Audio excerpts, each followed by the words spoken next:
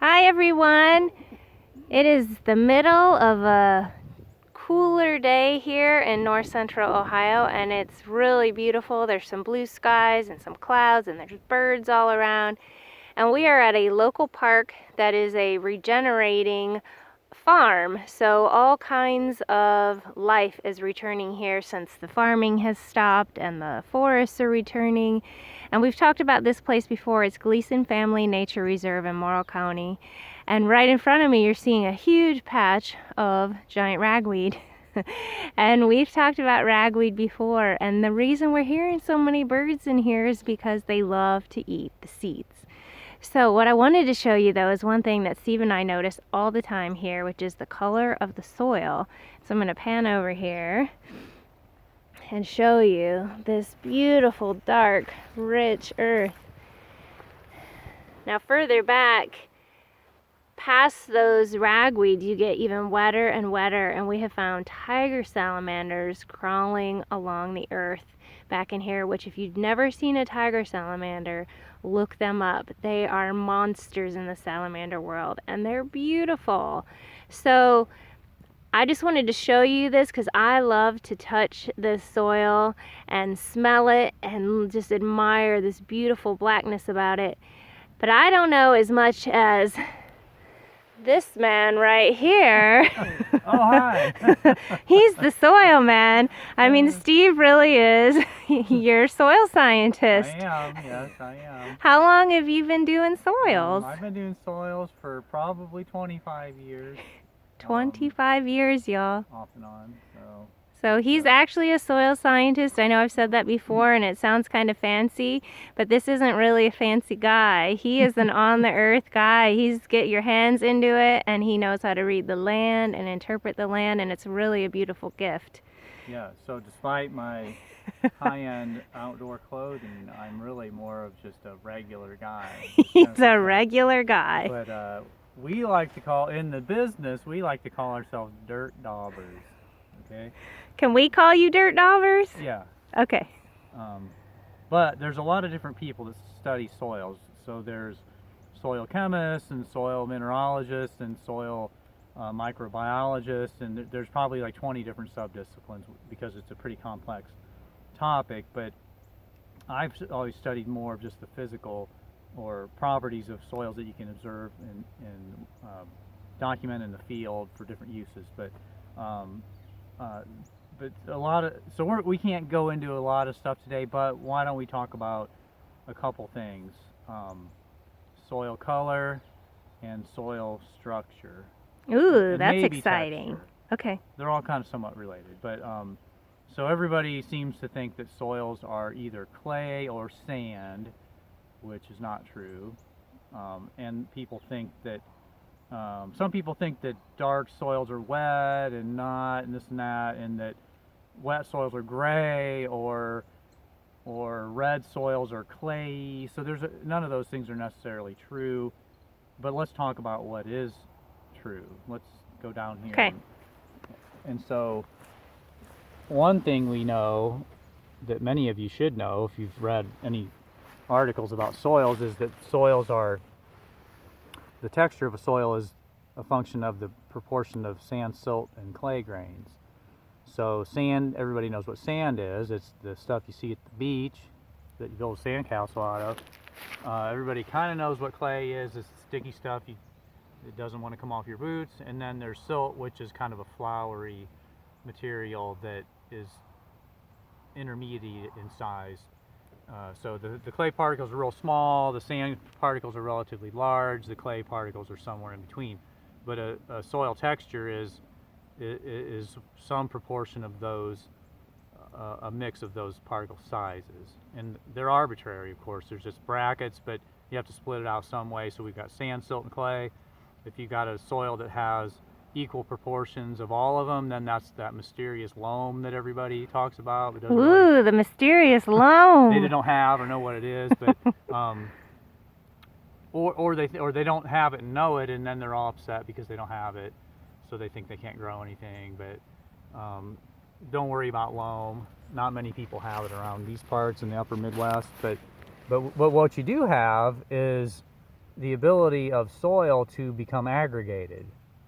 So what does that mean? Well, despite your, no matter what kind of texture you have, those particle sizes are going to become aggregated into secondary sizes. So like these, for example, are what we would call granular. I think you can see that. They're small pieces. Now you can compare, like if they were all this size, you might call that blocky, whereas this would be granular. They're smaller. But as you can see, you can just easily break these down into smaller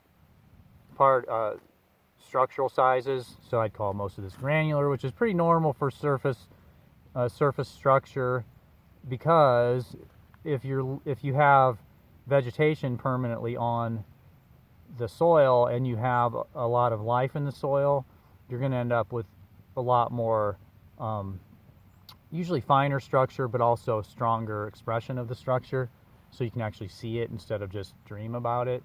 But and so this is like what I would call a great topsoil. It's dark, which means it's got a lot of organic matter. It's got good structure. You can actually see it, and it's just kind of like a silt loam. It's got probably more silt than anything, but again, it doesn't matter because it's got good structure and a lot of organic matter. And a lot of those things kind of go together. A lot of organic matter helps you end up with good structure, but also the life that's in the soil helps you get good structure, which this little mound is an example of that.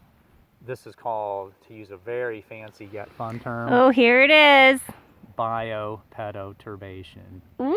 So you can break that down. Bio means life. P-E-D is the Latin kind of suffix for soil science or pedology, and turbation just means that things have been moved around. Yes. So, agitated. So critters are living in here and moving soil particles around, or processing soil particles through their bodies, like with earthworms and leaving castings or whatever. But whatever the case is, there's life happening, and a good byproduct of that is greater organic matter as the critters die and release their bodies back to the soil, but also their life activities. Kind of like everybody knows what a big ant mound looks like and how ants do a lot of that. Well, this is kind of a similar process. So who do you think did this one? Some kind of burrowing animals like moles or voles or... And even at our house, we've seen chipmunks do this. They often say they don't leave big piles, but we've definitely seen piles outside of chipmunk burrows. So. Yep. So we covered structure. We talked a little bit about texture, mm-hmm.